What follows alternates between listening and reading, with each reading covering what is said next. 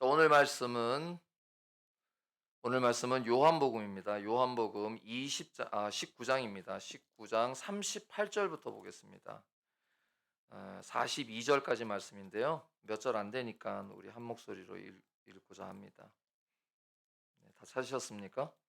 자, 그러면 요한복음 19장 38절부터 42절까지 한 목소리로 읽겠습니다. 시작. 아리마대 사람 요셉이 예수의 제자나 유대인을 두려워하여 하였더니 이 일이 빌라도더러 예수의 시체를 가져가기를 구하매 빌라도가 허락하는지라.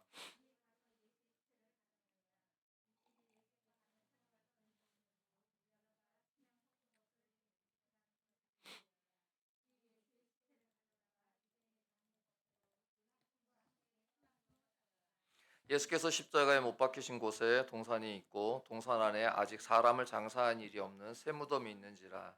이날은 유대인의 준비일이요 또 무덤이 가까운 고로 예수를 거기 두니라. 아멘. 여러분들께서는 목사님께서 이미 30여일 전부터 묵상의 말씀들을 계속 보내드리셨고, 이 말씀을 읽음으로 인해서 지금 고난주간이 어떻게 시작되고 있다는 것을 잘 알고 계실 것입니다. 특별히 오늘은 수요일이고요. 마가복음에 따르면 14장, 바로 14장 이하에 보면 6월절 이틀 전에 예수가 여자의 머리에 향유를 부은 사건과 유다가 배반을 하는 기사를 다루고 있습니다. 그런데 오늘 우리는 이 본문을 조금 더 앞서 나가서 바로 예수님께서 십자가에 못 박혀 죽으시고 이미 죽으신 후부터 그리고 안식일 전날까지를 다루는 본문을 여러분들과 함께 묵상해 보고자 하는 것입니다. 내용은 그렇게 길지 않습니다. 5절밖에 되지 않습니다. 그런데 여러분, 성경은 우리가 알고 있는 소설책처럼 또 우리가 접하고 있는 어떤 내용에 있는 책들처럼 그저 소식을 전하기 위해서 그 내용을 넣은 것이 아닙니다. 여러분들과 우리가 잘 알고 있듯이 모든 성경은 하나님의 감동으로 된 것입니다. 따라서 이 본문이 이곳에 있어야 할 이유는 바로 그리고 이 말씀을 우리가 읽을 때 이것이 하나님의 말씀이다라고 하는 사실은 변하지 않습니다. 그런데 여러분들 20장에 가면 안식일 후 첫날이라고 하니까 바로 예수님의 부활 기사를 다루게 되겠죠. 그러니까 우리가 읽었던 38절 전에 보시면 31절에 이날은 준비일이라라고 하면서 바로 그 30절에 예수의 영혼이 떠나가시니라라고 하면서 예수님께서 십자가에서 이제 죽으시고 그리고 그 짧은 시간에 일어나고 있는 사실을 여기에 다루고 있다는 것입니다. 그런데 오늘 두 사람의 이름이 거론되고 있는 이 내용 역시 사실은 5절밖에 되지 않습니다. 그런 의미에서 본다면 요한은 간단하게 소식을 전하고 있다 해도 틀린 말은 아닐 것입니다. 그런데 오늘 왜 요한은 이 두 사람을 예수님의 부활 전에 마지막에 이 두 사람을 소개하고 있는가 하는 것입니다. 이 일에 앞서서 먼저 요한복음 20장 31절을 우리가 같이 한번 읽어보도록 하겠습니다. 요한복음 20장 31절입니다. 시작.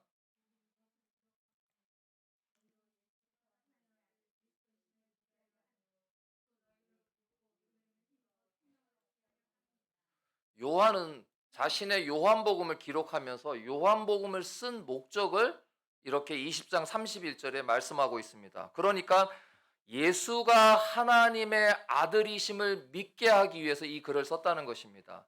따라서 지금 예수님께서 십자가에 죽으시고 그리고 예수님께서 부활하시기 전 사건 안에 들어있는 이 두 사람의 이야기를 우리는 왜 보아야 하는가라고 하면 바로 하나님의 아들 예수 그리스도를 믿게 하려는 목적 하에서 보아야 한다는 것입니다. 그런데 보니까 마지막에 이렇게 했죠. 그 이름을 힘입어 생명을 얻게 한다. 예수님의 죽으심, 그리고 예수님께서 십자가에 달리심, 그리고 예수님께서 무덤에 들어가시고 예수님께서 부활하셨다. 생명을 다시 얻었다. 이런 말은 함께 주제도 연결되는 것입니다. 따라서 우리가 부활이라고 할 때 그 부활이라는 의미는 우리가 생명을 다시 얻었다라는 표현도 사용할 수가 있는 것이죠. 그런데 이미 오늘 우리가 읽었던 본문 앞서서 보시면 33절에는 예수께서 이미 죽으셨다라고 기록하고 있습니다. 그리고 나서 그 중간절에는 무슨 얘기가 있냐면 여러분들이 잘 아시는 것처럼 예수님의 다리가 섞어지지 아니하고 그리고 한 군인이 창으로 옆구리를 찔렀을 때 피와 물이 나옴으로써 예수님의 죽으심이 확실한 사건이다라는 것을 말하고 있습니다. 뿐만 아니라 우리가 읽었던 본문 바로 절에 보면 36절에 왜 그렇게 되었는가를 설명하면서 그것이 성경을 응하게 하려 함이다라고 기록하고 있습니다. 예수께서 십자가에 못 박혀 죽으셨습니다. 그런데 그 예수께서 죽으신 십자가에서 이제 6월절이 되면 십자가에 시신을 둘 수가 없어서 대제사장들과 유대인들은 저기에 십자가에 있는 예수를 빨리 내려라, 빨리 치워달라, 그렇게 확인하기 위해서는 어떻게 돼요? 다리를 쳐서 부러뜨려서 더 큰 고통을 가함으로 인해서 죽게 하는 것입니다. 그런데 병사가 가보니까 예수는 이미 죽어 있었습니다. 그렇기 때문에 바로 다리를 꺾지 않는 것은 이미 구약에서 선언한 하나님의 말씀이 성취되는 사건입니다.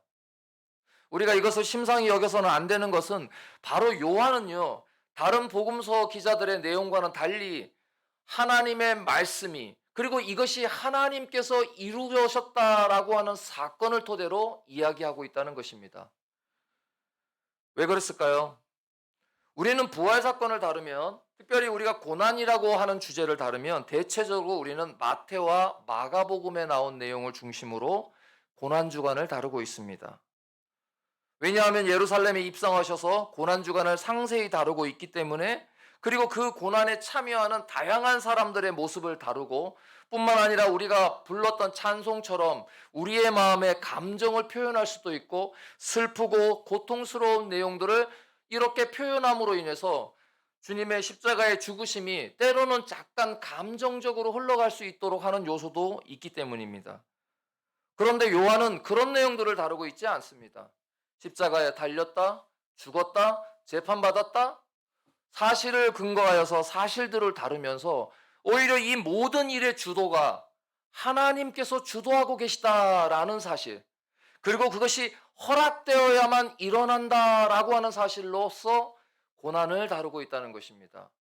그러면서 우리는 안타깝게도 이 요한이 다루고 있는 이야기들, 요한이 다루고 있는 고난에 대한 부분에 대해서는 잘 생각하지 않는다는 것입니다. 그러나 오늘 우리가 먼저 살펴보고자 하는 것은 바로 요한은 오히려 그 이야기들 속에서 실패했던 유다의 모습을, 예수님을 부인했던 베드로의 모습을 다루고 있습니다. 아니면 빌라도가 3번이나 저 사람은 죄가 없어 라고 말하는 빌라도의 이야기를 예수 고난 이야기 속에 넣어두었다는 것입니다. 그리고 오늘 본문에서는 누구를 넣어두었습니까? 바로 아리마대 사람과 니고데모의 이야기를 넣어두었다는 것입니다. 이 중차대한 시간에 우리는 고난 때문에 그 예수의 고난을 생각하면서 눈물을 흘리고 우리의 감정을 좀 끌어올려서 나 위하여 죽으신 예수님, 나 위하여 죽으신 예수님, 이렇게 이야기하고 있을 때 요한의 시각은 예수가 하나님의 아들이심을 믿는 것이 더 중요하고 그 믿음으로 인해서 우리가 부활 생명을 얻도록 하는 것이 더 중요하다는 사실입니다. 그 사실 때문에 그는 예수의 죽음이 슬프거나 예수의 죽음이 사람들의 마음을 움직이는 무엇인가가 아니라 오히려 하나님의 말씀이 여러분의 마음을 움직여야 합니다라고 이야기하고 있는 것입니다. 왜 그렇습니까? 그 말씀을 믿을 때에 우리는 생명을 얻기 때문입니다. 요한은 예수의 십자가 사건을 중요시 여기지 않은 것이 아닙니다. 십자가의 계속의 사건은 바로 하나님께서 응하게 하신 것이다 라고 처음부터 대놓고 이야기합니다.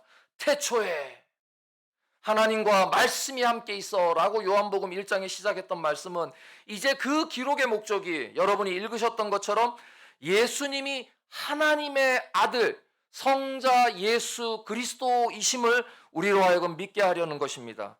그러나 앞서서 봤던 사람들, 가룟 유다는 바로 그것을 부인했던 사람입니다. 베드로 역시 제자임에도 불구하고 예수를 부인하고 말았습니다.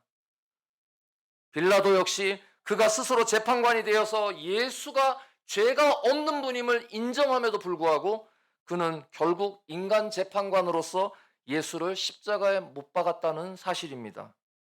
그러니까 요한의 말을 지금의 말로 조금 풀어보면 이렇게 말을 하는 것입니다. 내가 너희에게 쓴 것은 예수님이 하나님의 아들이심을 믿는 것, 바로 이것이 대단히 중요한데, 우리가 예수님께 하나님의 아들이심을 믿습니다 라고 고백하라, 이렇게 말하고 있는 것입니다. 그러니까 우리는 고난주간을 통과하며 십자가에 달리신 예수를 바라보면서 그 로마 병사가 이야기했던 것처럼 하나님의 아들이시다 라고 고백하라는 것입니다. 바로 그렇게 살아낸 두 사람을 오늘 요한은 5절로 소개하고 있는 것입니다. 한 사람은 아리마대 사람 요셉이라고 하는 사람이고요. 또 한 사람은 니고데모라고 하는 사람입니다. 이미 여러분들은 요한복음을 시작하면서 이 니고데모라는 사람을 잘 알고 있습니다. 특히 이 요셉이라고 하는 사람이 얼마나 중요하냐면 마태, 마가, 누가, 요한, 이 사복음서에서 이 요셉에 대해서 다 이야기하고 있다는 사실입니다. 그런데 재밌는 것은 요한은 이 아리마대 사람 요셉을 처음에 뭐라고 소개를 합니까? 예수의 제자라고 소개를 합니다. 우리 머릿속에 예수의 제자 그럼 누구 있죠? 12명의 소위 말해서 사도가 된 그런 사람들을 제자라고 생각을 할 것입니다. 그런데 다른 복음서를 한번 살펴볼까요? 말씀을 띄워드리겠습니다.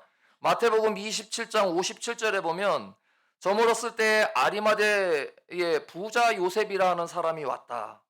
그도 예수의 제자다라고 마태는 소개하고 있습니다. 마가복음에서 볼까요? 마가복음 15장 43절인데요. 아리마대 사람 요셉이 와서 당돌이 빌라도에게 들어가 예수의 시체를 달라 하니 이 사람은 존경받는 공회원이요 하나님의 나라를 기다리는 자라. 제자라고 소개했고요.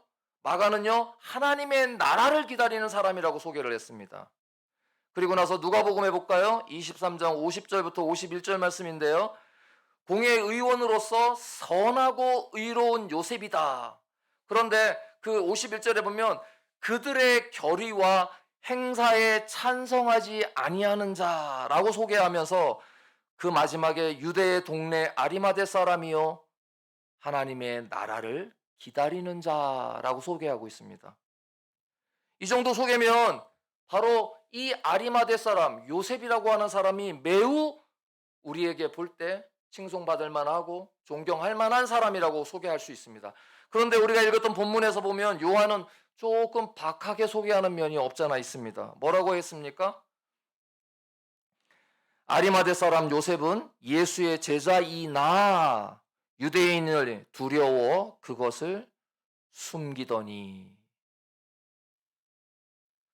마테마가 누가는 그를 높여 평가했습니다. 그러나 요한은 사람이 높은 것이 아니라 하나님의 아들이신 예수 그리스도가 더 높아야 되고 그가 가졌던 인간적인 여러 가지 소양, 의로운 사람, 결의의 행사에 찬성하지 아니한 여러 가지 표현들이 있지만 더 중요한 것은 바로 예수님의 제자라는 사실이 더 먼저 소개가 되고 있다는 것입니다. 오늘 우리는 다양한 소개를 받을 수 있습니다. 저 사람은 지역에서 유명하신 분, 저 사람은 많은 사람을 위해서 애쓰신 분. 그러나 우리는 예수의 제자라고 하는 타이틀이 먼저 있는 사람이어야 하는 것입니다. 우리는 그리스도인이라고 하는 타이틀을 먼저 가진 사람이어야 한다는 것입니다. 그것이 먼저 소용되어야 한다는 것입니다. 그런데 요셉은 숨겼다. 왜 그랬습니까? 두려워했기 때문입니다. 그런데 그가 한 행동이 있습니다. 그가 무엇이죠? 여러분이 잘 알고 있는 예수의 시체를 달라라고 하는 것입니다. 여러분 이것이 말처럼 쉬운 것은 아닙니다. 높은 직에 있었기 때문에 예수의 시체를 요구할 수 있습니다. 그러나 여러분 로마의 법에 의하면 지금 예수는 어떤 형벌로 죽음을 맞았습니까? 바로 반란죄입니다. 반란죄로 했기 때문에 그를 십자가에 그대로 매달아서 까마귀라든지 새들의 먹이가 되어서 마지막까지 수치스러운 모습으로 죽게 하는 것이 로마의 법입니다. 뿐만 아니라 이들이 유대인의 법에 따라서도 비록 그 시체를 훼손하지 않고 돌려는 받을 수 있으나 그 유대인의 법에는 부정한 시체를 나의 가족이나 나의 조상의 묘에다 함께 매장할 수는 없습니다.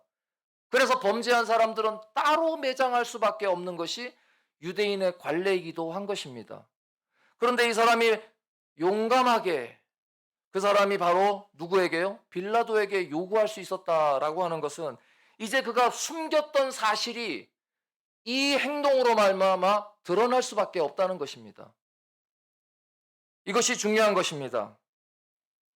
마가는 그래서 그 앞에다가 용감하다. 우리가 읽었던 말은 당돌하게 했다라고 말하고 있는 것입니다. 여러분, 예수 믿는다는 것은 쉬운 일이 아닙니다. 때로는 우리의 고백을 필요로 할 때가 있습니다. 때로는 우리가 뜻하지 않게 나서서 그 일을 감당해야 할 때가 있지만 우리는 어떻습니까? 조금 물러서도 되겠죠. 이미 예수님은 이미 십자가에 죽으신 상황입니다. 그 시신을 가지고 뭘 할 수 있겠습니까? 그런데 그는 그 십자가에 예수님의 시신을 요구하고 있는 것입니다. 내어달라. 그래서 마가는 그것을 용감한 행동이다라고 말했습니다. 바로 이렇게 누군가 나서야 하는 시점들이 있을 수 있습니다. 교회 생활을 하다 보면 그런 일들이 자주자주 있습니다. 누군가 나가서 전도지를 돌려야 하고, 누군가는 교회 문을 열어야 하고, 누군가는 교회의 어려운 형편을 헌금해야 하고, 누군가는 어렵고 힘든 사람을 찾아가서 위로해야 하고. 그런데 우리는 때론 이런 일들에서 물러날 때가 얼마나 많습니까? 이건 목사님이 하실 일이고, 이건 전도사님이 하실 일이고, 굳이 뭐 나까지 나서서 이런 일을 하나. 안 나서는 것이 미덕이라고 생각할 우리의 모습하고도 연결되어 있습니다. 그러나 그렇지 않습니다. 오늘 하나님의 나라에 있는 사람의 예를 들어서 바로 아리마대 사람 요셉과 같은 사람이 필요하다는 것을 누가요? 요한이 말하고 있다는 것입니다. 요한은 이 일들 후에라고 기록하고 있지만 실제적으로 마가복음에 보니까 마가복음 15장 42절에 이날은 준비일 곧 안식일 전날이므로 저물었다라고 기록하고 있을 때 개역개정보다는 우리가 먼저 알고 있던 개역 한글에서는 이미 저녁이 되었다. 무슨 얘기죠? 저녁이 되었기 때문에 시신을 만질 수가 없는 것입니다. 그만큼 급박한 시간들이 돌아오고 있다는 것입니다. 예수의 시신을 빨리 내려야 한다는 것입니다. 누군가 나서지 않으면 이때에 아리마대 사람 요셉이 나서서 그 일을 자청한 것입니다. 어떤 사람들은 급한 일을 보면 자기가 먼저 뛰어나가는 사람이 있습니다. 또 일이 잘 안 될 때도 있습니다. 그런 사람들이 하는 일은. 그러면 그러죠. 성격 급하게 저런다. 조금 참지.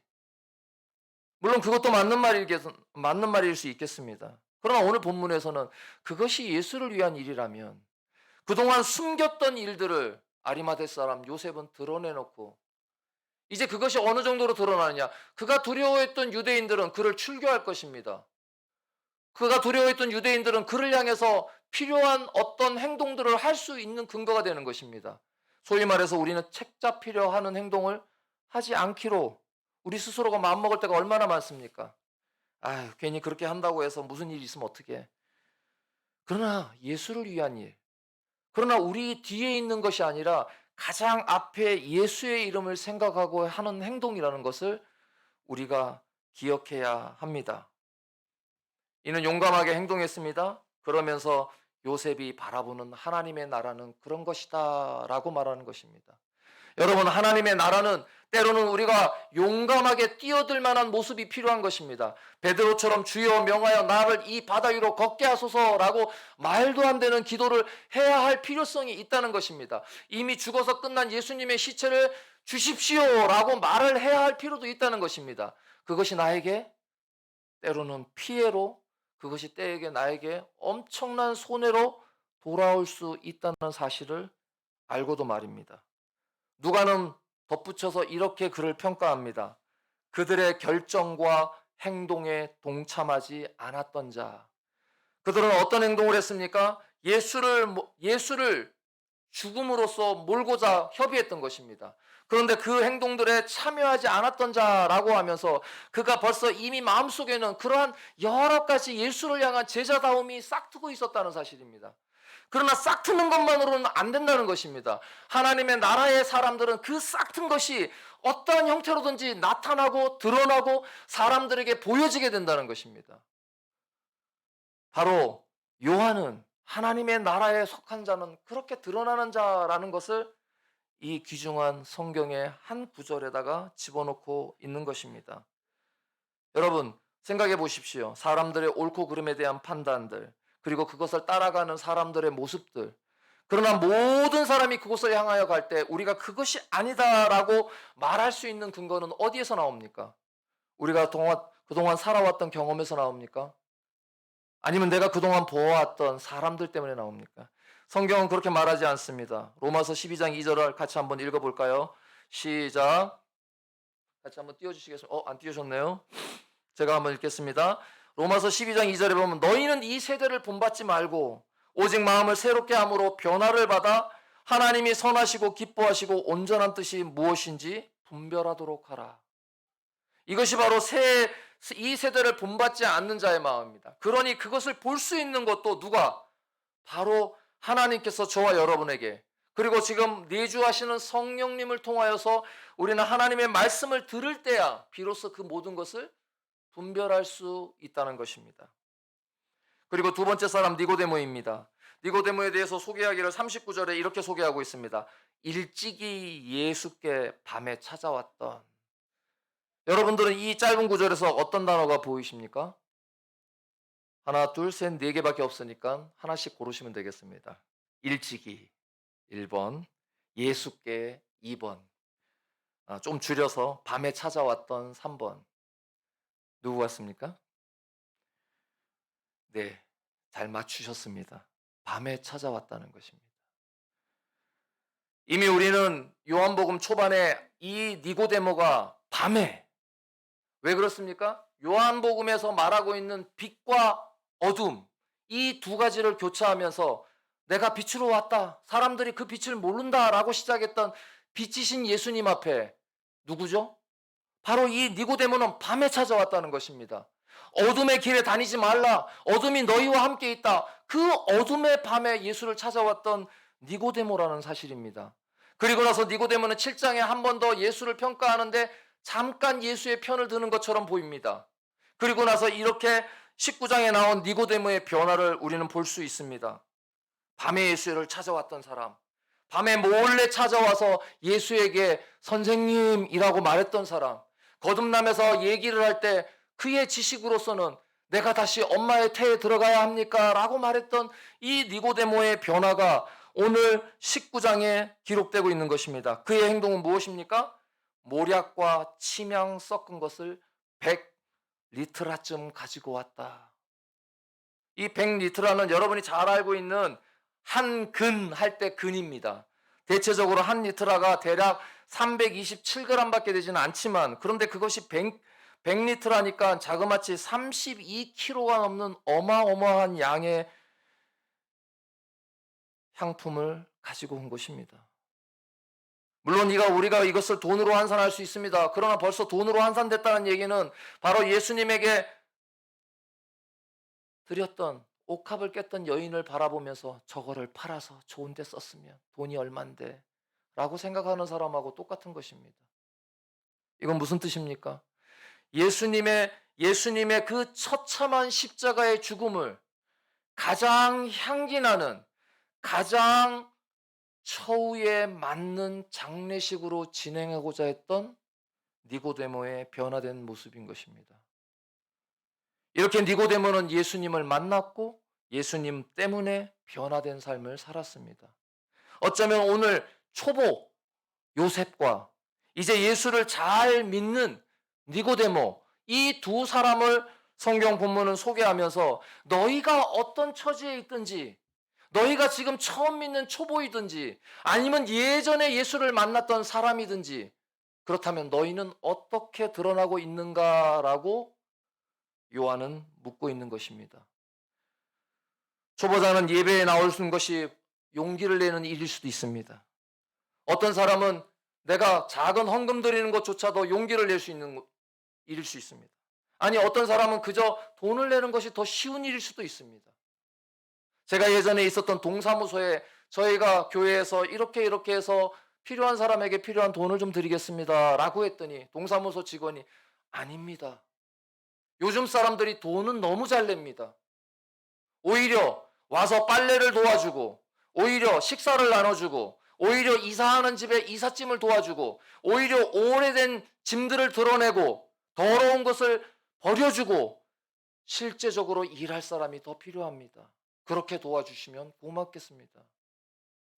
그렇지 않습니까? 오늘 우리는 두 사람을 보면서 어떤 모습으로 우리가 주님 앞에 서 있는가, 이것을 돌아봐야 할 필요가 있습니다. 이 두 사람이 함께 어떤 일을 했습니까? 바로 유대인의 장례법대로, 로마의 장례법이 아닙니다. 이미 말씀드렸던 것처럼 시체가 썩어가고 혐오스러운 존재가 되고 수치스러운 존재가 될 때까지 버려두는 것이 아니고, 또 유대인들이 말하는 것처럼 부정한 것은 부정한 대로 모아놓고 가족이나 자신들의 조상의 무덤이 아닌 다른 곳에 버려지도록 하는 그런 수치가 아니라, 이들은 바로 그 관습대로, 유대의 관습대로 예수를 가장 예우하면서 이미 죽어버린 그 예수를 그들은 결코 명예를 실추시키지 않았다는 것입니다. 우리 개인들은 우리 개인의 명예가 실추되는 것에 대해서 울분을 토하고 우리는 속상해하고 자존심 상해합니다. 그러나 예수의 이름이 땅에 떨어지는 것에 대해서, 하나님의 이름이 망령되이 일컫는 일들에 대해서는 묵묵부답일 때가 많다는 것입니다. 이들이 신앙적으로, 이들이 정말로 하나님을 경외했다라고 말할 수는 없을지 모르겠으나, 그러나 그들이 할 수 있는 것, 예수의 시신을 내게 주십시오. 내가 이러이러한 것들을 준비하여 그의 장례를 준비하도록 하겠습니다 라고 한 사람은 법적인 문제를, 한 사람은 장래의 문제를 해결하는 모습을 오늘 요한은 우리에게 보여주고 있습니다. 그러나 안타깝게도 마태는 이 사건을 통해서 이 무덤까지 넣어두었던 장면을 이어서 대제사장과 바리새인들은 오히려 이렇게 말하고 있습니다. 마태복음 27장 62절 이하에 보면, 그 이튿날 준비일 다음 날이라 대제사장들과 바리새인들이 함께 빌라도에게 모여 이르되, 주여, 저 속이던 자가 살아있을 때 말했습니다. 내가 사흘 후에 다시 살아나리라 한 말을 우리가 기억합니다. 그러니까 저 무덤을 지키게 해 주세요. 이것을 직역하면 이렇습니다. 주여, 저 거짓말쟁이가 아직 살아있을 때에 자기가 사흘 후에 살아난다고 말했습니다. 우리가 그걸 기억합니다. 그러니 저 무덤에 갔을지라도 군사들을 보내서 지키셔야 합니다.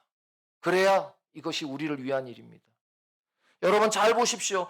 다시 살아나야 한다는 말을 누가 기억하고 있습니까?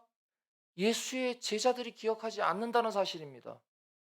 오히려 대제사장과 바리새인들은 그것을 기억하고 그것을 방지하기 위해서 자신들이 해야 할 모든 일을 빌라도에게 요구하면서 하고 있는 것입니다.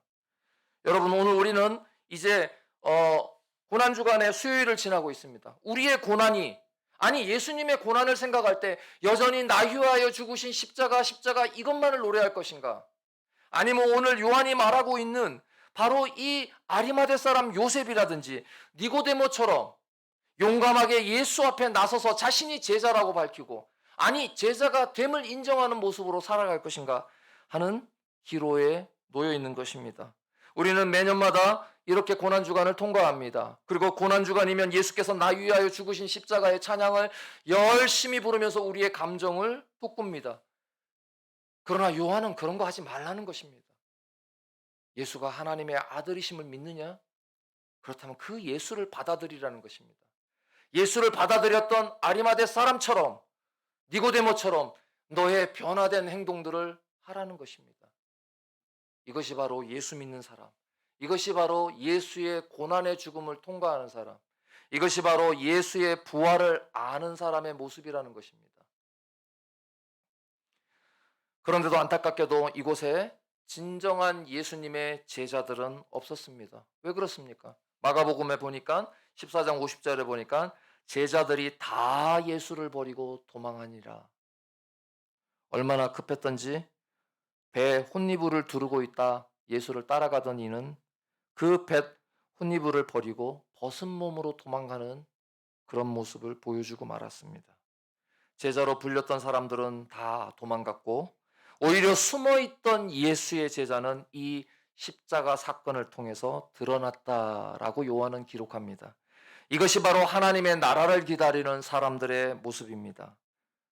다시 한번 고난주간을 통과하면서 우리가 예수님의 고난을 묵상하고 나 위하여 십자가에 죽으신 의미를 되새기는 것도 대단히 중요한 일입니다. 그럼에도 더 중요한 것은 요한이 말하는 것처럼 우리가 하나님의 나라의 제자인가? 그렇게 행동하고 있는가라고 하는 것은 다시 한번 생각해 볼 필요가 있는 것입니다. 그런데 오늘날 한국교회는 안타깝게도 용기를 낸다라고 말하니까 방역에 반대하고 예배를 하는 것이 주님을 위한 용기라고 말합니다. 말씀드린 것처럼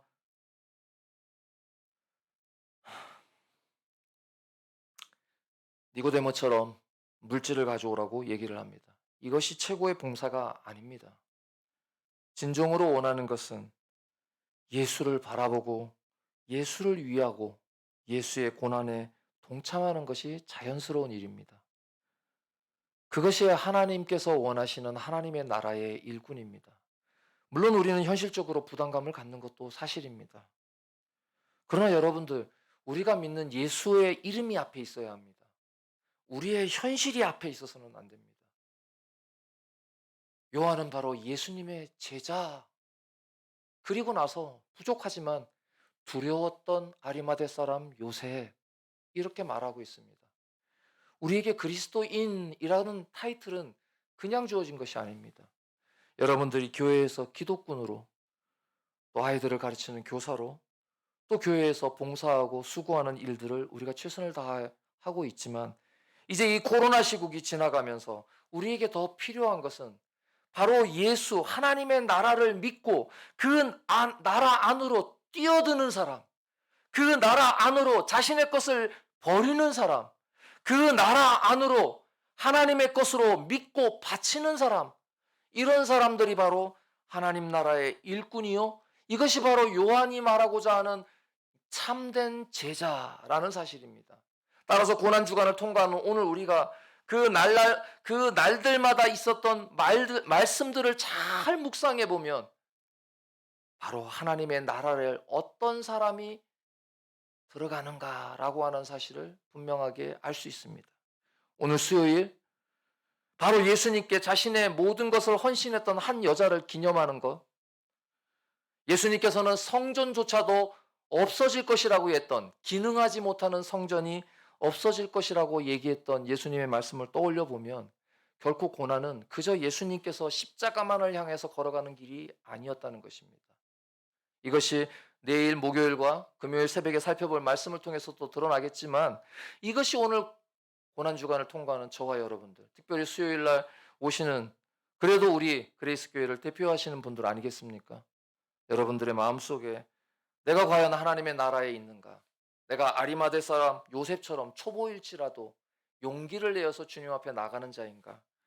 아니면 내가 이미 일찍부터 예수를 알았기 때문에 내가 바로 니고데모처럼 예수 앞에 예수의 필요를 나타내는 사람인가? 이것이 바로 오늘 우리가 감당해야 할 하나님의 나라의 제자된 모습입니다.